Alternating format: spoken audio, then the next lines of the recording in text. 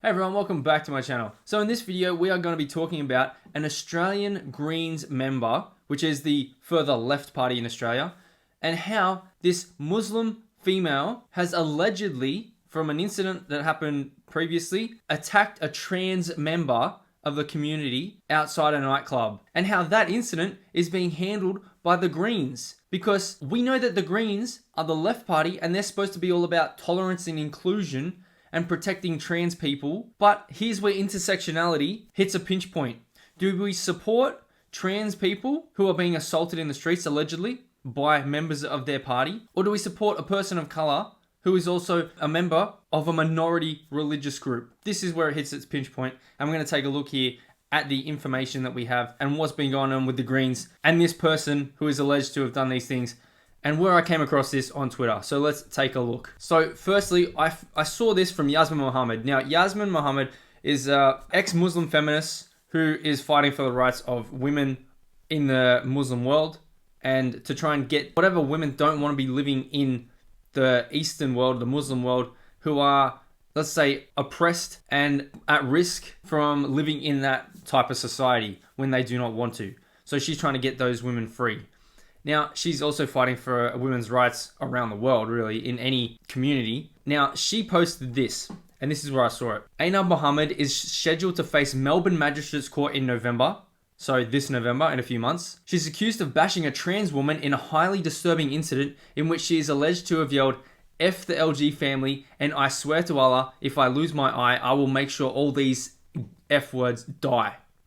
So she's using slurs to attack the LGBT community as a person of color minority herself. And then she goes on to say, and how has the Green Party, for which she is councillor, reacted? This is the reaction of the Greens Party, which she is a member of. So she returns to council duties on Tuesday, which is tomorrow. Fears that her removal from council could see the party lose its majority have seen senior Greens back her in.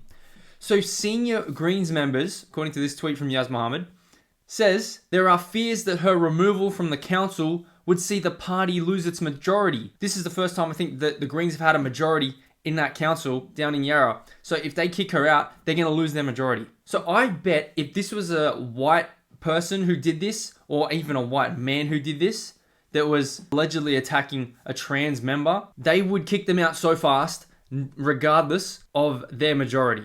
But because she is also a minority herself, the Greens do not want to kick her out while she's under this whole investigation and while she's got this whole pending court battle ahead of her. They don't want to let her go or kick her out because they could lose their majority in the council. Unbelievable. So we're going to take a look at this article, which details even further lunacy from these absolute insane leftists, the Greens. Now, on the Herald Sun, it says, why Greens councillor's latest move is beyond the pale. A councillor accused of bashing a woman in a savage nightclub attack has made a big call about her future, and it should raise serious questions for the Greens and the Yarra City Council, and also trans member, I might add, that she allegedly attacked. So here it says, the Greens-led Yarra City Council is no stranger to controversy, since becoming the first Greens-dominated council elected in Australia at October's council elections. It has continued to raise eyebrows. It has done things from the annoying to the truly absurd. Take the decision to fly a flag in honor of the niche minority group, Aromantics, that left even some councillors confused. The green, white, grey and black striped flag was erected above the city's town halls to pay respect to those who experience no romantic attraction to others. This Green Party flew a flag above council in respect of people who experience no romantic attraction to others. This is how far this party will go to appease and appeal to the woke mob. Unbelievable. A flag to pay respect to those who experience no romantic attraction. Okay, what else have they done? Then there was the proposal to hike fees for local clubs to use their sporting grounds, which sparked a massive community backlash. All they want is more money. You give us more money. They want you to pay them to use your own sporting grounds. Oh my God. It also wanted to pay more than $70,000 for 6 months' work to an artist to get creative around the climate emergency. $70,000 of taxpayer money to get an artist to make something creative about the climate emergency. Absolute waste of spending. This is, look, there's a whole argument about, hey, government wastes too much money, and that's regardless of whoever it is. But these people, unfreaking believable. And these are the people that believe they're so virtuous and are going to save humanity with their climate agenda and protection of trans LGBT people when one of their own has allegedly attacked an LGBT member. And they're still defending her because she's another minority herself. And don't even mention stopping ratepayers' weekly bin collections, a move explained as reducing landfill but suspected to be actually addressing the fact the council is slowly running out of money. Ha! Yeah, because you spent all of it trying to get an artist to do some other crap. But the return to work this week of a councillor charged over a savage nightclub assault is beyond the pale. Aina Mohammed, 35, so she's 35, faces counts of assault, offensive behaviour and public drunkenness. I thought Islam forbid drinking. It does in those Muslim majority countries over in the Middle East. Turns out she's not that good a Muslim, it seems. After a confrontation with a woman, trans woman, near Chase's nightclub in April. She is scheduled to face Melbourne Magistrates Court in November, accused of bashing a trans woman while drunk. Amazing job from the Greens councillor there, and they're still supporting her. Details of the incident are barely fit for publication in a family newspaper and will be fiercely contested in court. Miss Muhammad herself suffered serious injuries in the incident. Yeah, well, you got a trans woman fighting back after being called an F-slur. What do you think's going to happen? But her return to council duties on Tuesday, confirmed in a meeting agenda published at the weekend, raises serious questions. So they're like, yeah, just come back, you'll be alright. One of her first duties back on the job will be to vote on whether or not the council should allow public drinking. Someone who's alleged to be caught for public drunkenness is now back on the council to vote on whether or not the council should allow public drinking. That is hilarious. Her return to work has split the council and has prompted a motion of no confidence that would be moved against Miss Muhammad. It has also split the Greens. Oh, here we go. Fears that her removal from council could see the party lose its majority have seen senior Greens back her in. So obviously people further down the rung on the Greens, they're like, hey, we shouldn't have this happen because it's not a good look to have one of our councillors go and allegedly beating up a trans woman in the street while she's publicly drunk. But the senior members want to say, no, it's all good, we'll sort it out. Oh my God. She's paid almost $30,000, which isn't really that much. It's no wonder she's getting back to work so soon after being granted personal leave in May. But given that councillors are permitted up to 4 months leave from attending meetings and conducting council business, she should remain on leave until her criminal charges are dealt with. But I mean, this is a whole other issue with governments. Councillors are permitted up to 4 months leave from attending meetings. Do they still get paid during that time? What an absolute waste of money. So, this is not to suggest any wrongdoing at all by Miss Muhammad, of course. She's unquestionably innocent until proven guilty. However, this is their words, however, she remains accused of bashing a trans woman in a highly disturbing incident in which she is alleged to have yelled, F the LG family. LG, lesbian and gay, obviously. F the LG family, because Islam is not very conducive to the LG family, if you know anything about what happens over in the Middle East. She also allegedly said, I swear to Allah, if I lose my eye, I will make sure all these die. That's very tolerant and respectful to the LGBT community from a Greens councillor, where the Greens, who I will show you, are supposed to be the party for inclusion and diversity and tolerance towards the LGBT community. And now this is on her thing. Miss Muhammad claims to feel a strong connection to Greens values and talks of respecting each other's choices and beliefs without feeling that we have to change who we are to be accepted. Well, clearly, you are using the Green Party as your front and your shield to say, I'm a woman of colour and a member of minority community, so you can push your agenda ahead and say, hey, I'm a minority, I'm going to use the Greens who are going to back me up, because Greens are willful idiots who don't know what they're doing or don't want to accept what they're doing by supporting someone like this. So she can use her agenda and use the Greens as a shield to protect her as a minority. Meanwhile, she actually believes what she is alleged to have said right here. F the LG family and make sure all these F words die. So clearly she doesn't believe what she's saying and she's just using the Greens as a shield from any criticism, basically. Because if she wasn't in the Greens, she was maybe a Labour Party, she might still get some support because they kind of think the same. If she was on the Liberal Party, a right-wing member, oh my God, I cannot imagine the backlash from the Greens. If she was not a member of the Greens and she was a member of the Liberal Party, the Greens would be using this full attack. Full attack. So let's take a look at her page on the Australian Greens website. It says, my name is Aina Mohammed. I've lived in the Atherton Gardens, Fitzroy, public housing estate since 2006. So she wants to use public housing as another left agenda. Saying, here's my background. I'm a young woman from Somalia. Growing up in Australia, I've faced common struggles that people from African backgrounds experience. Feeling we are, as outsiders, can never belong here.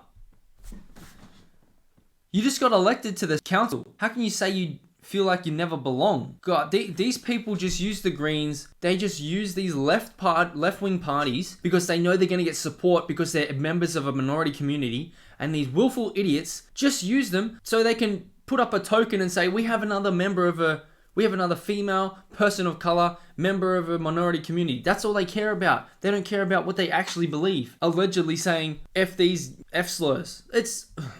The Greens are too stupid to know they're being played, or they actually don't care. And in the political world, I would say they actually don't care. This is on her page right here on the Greens page. We can respect each other's choices and beliefs without feeling we have to change who we are to be accepted. This is the quote on her page on the Greens website. Do you actually believe that? Okay, let's take a look now at the rest of the Yarra Council. These are the Yarra Council at Greens. Now, what does it say they want to be? We will build a Yarra Council that is progressive, collaborative, and diverse. And what are their key issues? Climate emergency plan, separated bike lanes, proud history of traditional owners. Okay, I mean the bike lanes up in Sydney haven't been too well received, but anyway, this is Melbourne. Now let's take a look at the policies. Here's the policies, our policies for the future. Believe putting people and the environment first. Our policies are geared towards building resilient communities to ensure an inclusive, democratic, socially just, livable, and climate safe future for all. Now this is on the Greens website. Now these are their policies in relation to multiculturalism. So they want to implement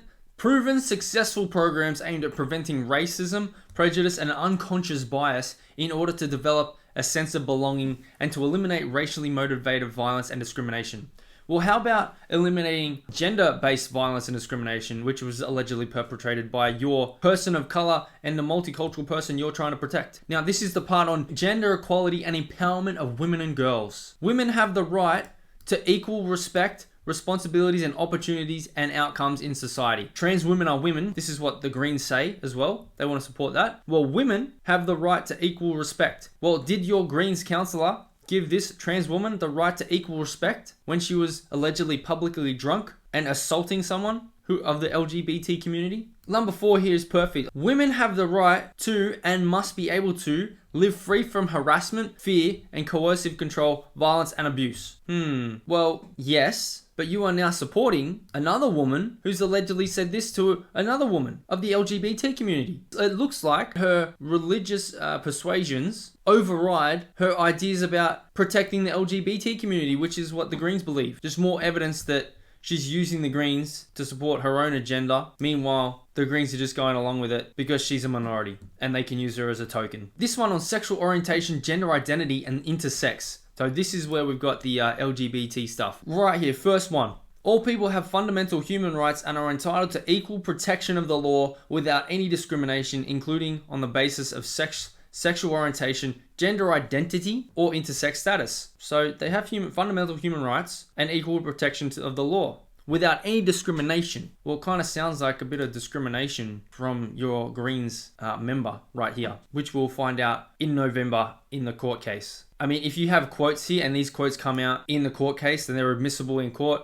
I mean, there it is right there. All of these policies that they have in regards to gender identity, she just broke allegedly with what happened in this case. Free from harassment, abuse, vilification. Public should be informed about historic, continuing, endemic discrimination against people with diverse sexualities and genders. Now, one last thing. The title of Yasmin Mohammed's book is perfect. It's unveiled, so because she was forced to wear the full niqab that covers the whole body from head to toe. Now it says unveiled, how Western liberals empower radical Islam. This is exactly a case in point of her book, because Western liberals, like the Greens Party, who preach tolerance, diversity, inclusion for gender identity and LGBTQIA plus policies, well, their willful ignorance is participating in how they are empowering radical Islam. The ideas of this person here, this Greens councillor, with her Islam coming from Somalia, where a lot of women and girls have to undergo some surgeries, which is why they escaped that place. It seems like she still, according to these quotes here, still has that kind of underlying Islamic ideas about lack of respect or just straight up refusal to accept the LGBT community exists and willingness to see them die. That's what it says right there. Allegedly. She's 100% spot on, Yasmin Mohammed. So lastly, I saw that. I quote tweeted out. I said, thank you for helping to expose hypocritical far left Australian politicians. And she actually, turns out she liked the tweet, which thank you very much. What I've shown you right here from all these quotes, from all these policies that the Greens supposedly support with LGBT members. And we have this person right here with all her quotes saying F the LG family, allegedly, and she hopes all these die. And she is now back at work, working for the Greens party, I would say the left party, using her as a token because she's a member of a minority community and the Muslim community. They are keeping her. They're not making her step down because they would lose their majority in the council. This is where politics gets really dirty and intersectionality meets its pinch point, where these people who claim to support LGBT members need to either support the LGBT members or they support their other minority members, the POCs and religious minorities, because they're going to lose their majority in the council. And it just speaks more to what politicians do. They are corrupt, slimy, greasy, absolute bastards. Because they don't really care about the things that they believe in, clearly, when all they care about is their majority, and they're going to lose their power. We have elections in the next couple of months, so I hope that this is brought up to say, hey, these Greens should not be elected because these are the people that they're supporting. But we will see what happens in the coming months, and even into November, we'll see what happens when this goes to court. Let me know your thoughts in the comments below. Don't forget to smash the like button, subscribe to the channel if you haven't already, share this video out there, and we'll see you in the next one.